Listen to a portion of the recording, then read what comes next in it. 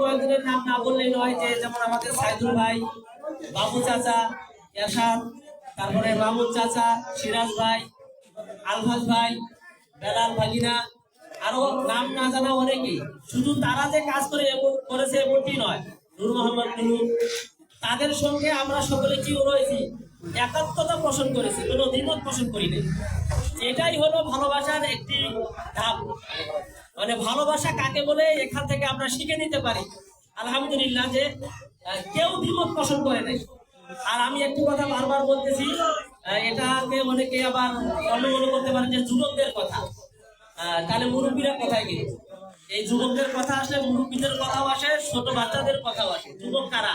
যারা আজকে মুরব্বী হয়েছে তাদের ছেলেরাই যুবক, কথা ঠিক কিনা? যুবকের প্রশংসা করলে মুরব্বীদের প্রশংসা করা হয়ে যায়, কথা ঠিক কিনা?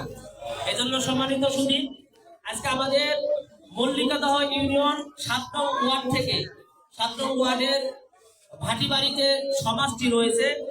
এই সমাজের যে আমাদের মহতারাম খতিব সাহেব রয়েছেন, মুফতি বদরউদ্দিন হুজুর, তিনাকে আমাদের সমাজ থেকে যুবকদের আয়োজনে, যুবকদের ফিকিরে আলহামদুলিল্লাহ একটি গাড়ি উপহার আমরা তাকে দিচ্ছি। সকলে আলহামদুলিল্লাহ বলি।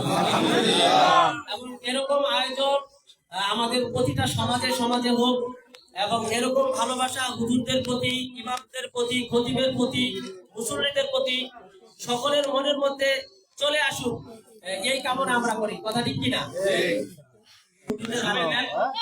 মুরব্বীদের হাতে দেন মোটরসাইকেলের চাবিটা, এবং মুরব্বীরা হুজুরের হাতে দেন। আমরা সকলে